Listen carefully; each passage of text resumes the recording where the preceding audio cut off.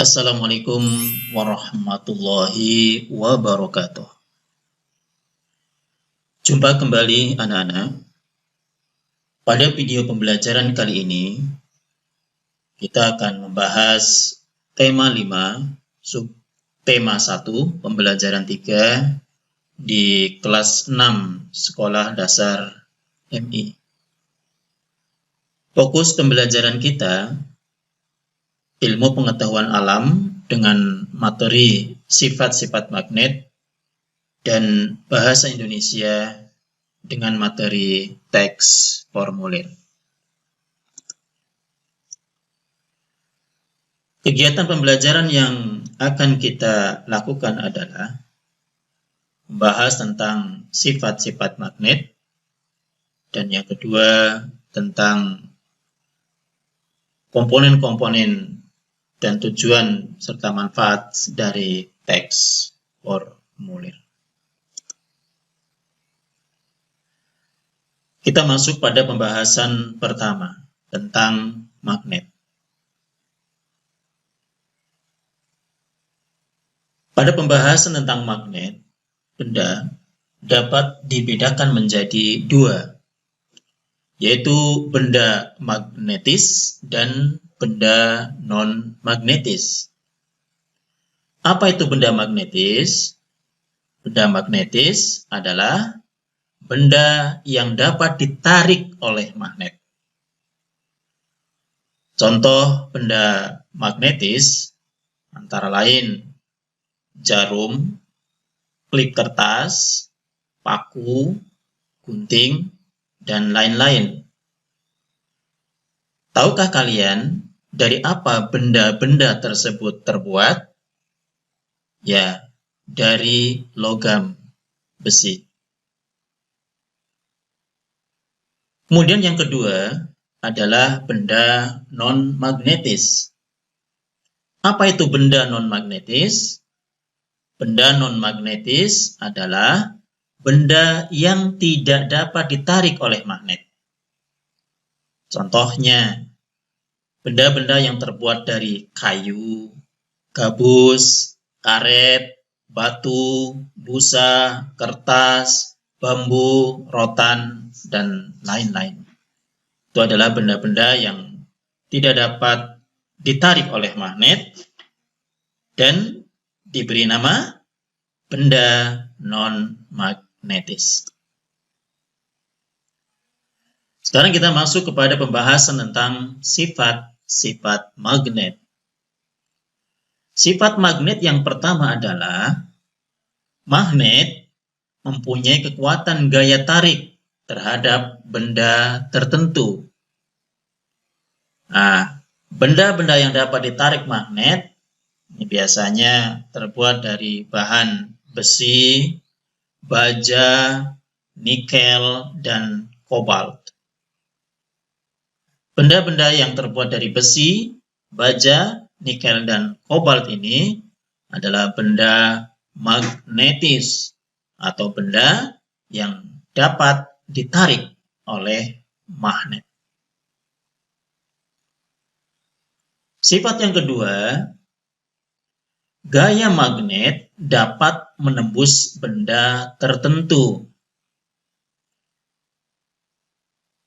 Sebagai contoh, ketika sebuah benda non-magnetis sebagai penghalang, misalnya triplek, kemudian triplek tersebut di atasnya diberi klip kertas dan di bawahnya kita taruh magnet, maka klip kertas tersebut akan tetap bisa dipengaruhi oleh gaya magnet.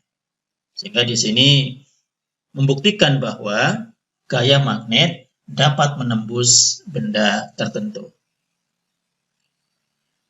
Satu hal yang harus kalian tahu, semakin tebal penghalang atau semakin jauh jarak magnet dengan benda, maka pengaruh gaya magnet akan semakin berkurang.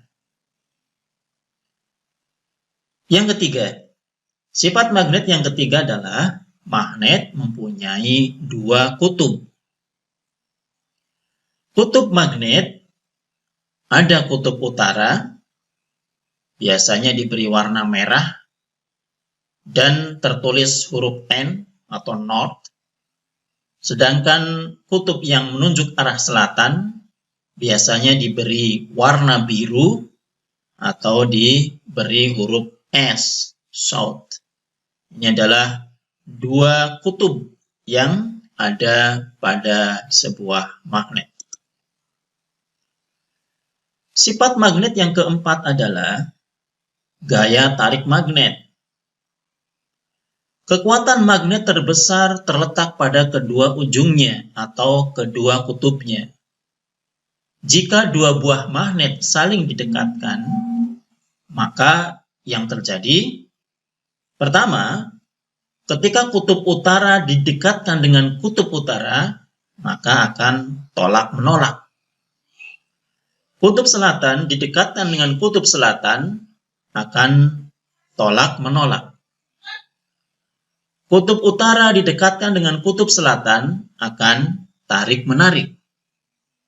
Kesimpulannya, kutub senama bila didekatkan akan terjadi tolak-menolak, sedangkan kutub tidak senama bila didekatkan akan saling tarik-menarik. Ini tentang gaya tarik magnet. Itu tadi beberapa sifat dari magnet. Nah, sekarang kita lanjut pembahasan kita tentang cara membuat magnet. Magnet dapat kita buat, sehingga disebut dengan magnet buatan. Bagaimana cara membuatnya? Pertama, membuat magnet dengan cara menggosok. Ketika kita membuat magnet dengan cara menggosok, yang dapat kita lakukan adalah menggosok satu arah secara berulang-ulang dengan menggunakan magnet. Tidak semua benda dapat dibuat magnet. Benda-benda yang dapat dibuat magnet adalah benda-benda yang terbuat dari besi, baja, atau campuran di antara besi dan baja. Yang kedua, membuat magnet dengan cara induksi. Cara induksi merupakan cara membuat magnet dengan mendekatan magnet terhadap benda logam yang akan dijadikan magnet.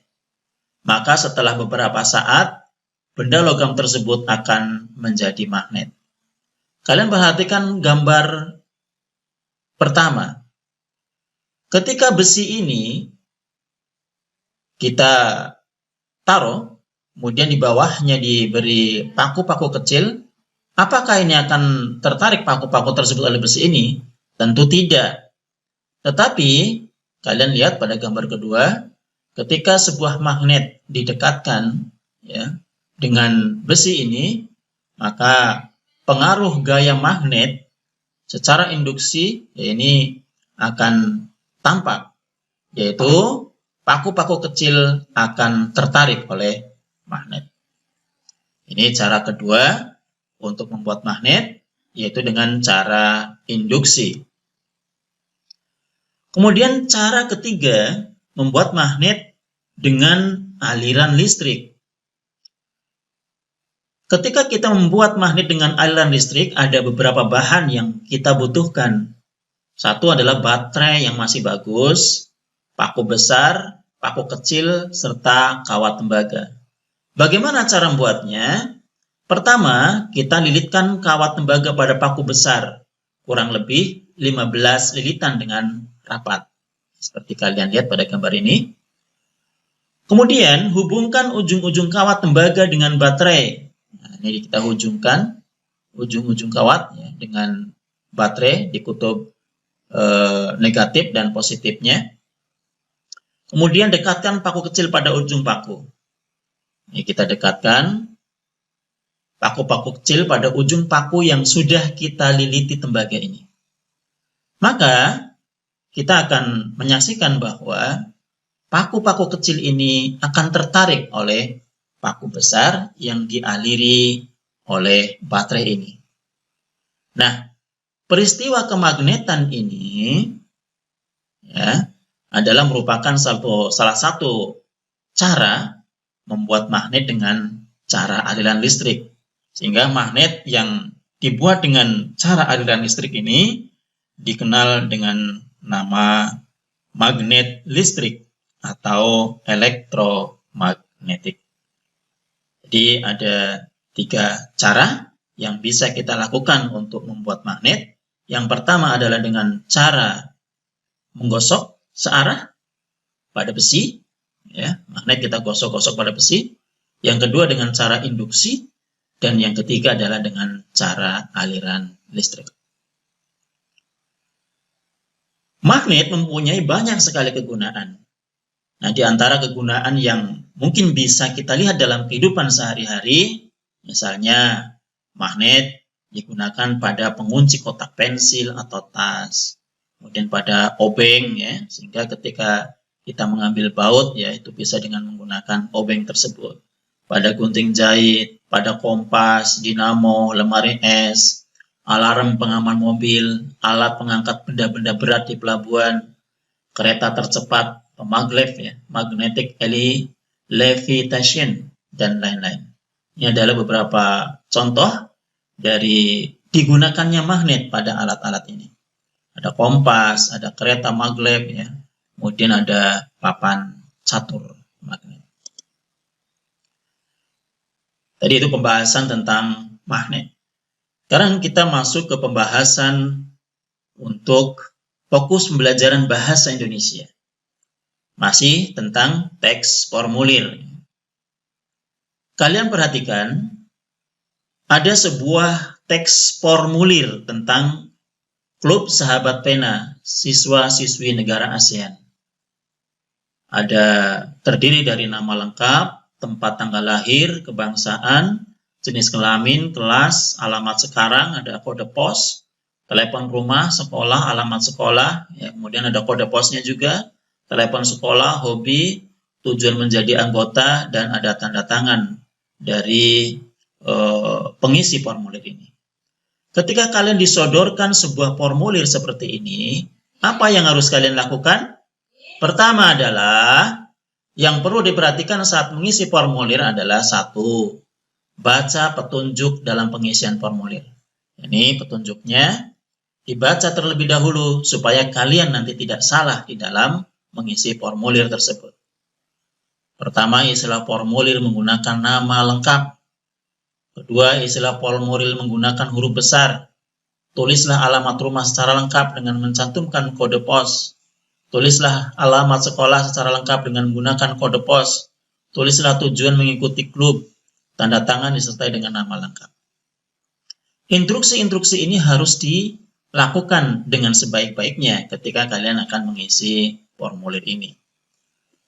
Nah, yang kedua, menuliskan informasi penting yang perlu dicantumkan dalam formulir pendaftaran. Informasi-informasi penting yang ada ini harus ditulis secara lengkap. Yang ketiga, menuliskan alamat secara lengkap ketika mengisi formulir pendaftaran.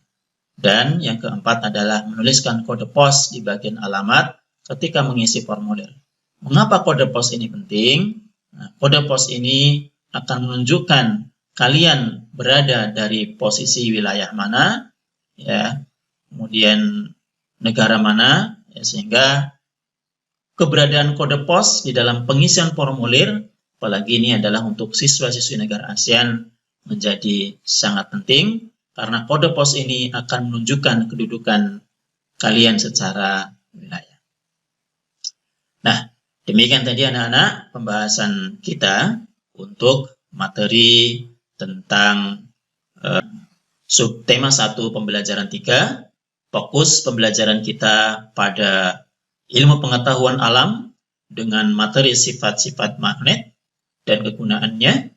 Dan yang kedua adalah tentang teks formulir, yaitu di sini kalian diminta untuk mengisi sebuah teks formulir tentang Klub Sahabat Pena Siswa-siswi Negara ASEAN serta bagaimana hal yang harus kalian lakukan di dalam mengisinya. Demikian, semoga bermanfaat. Terima kasih. Wassalamualaikum warahmatullahi wabarakatuh.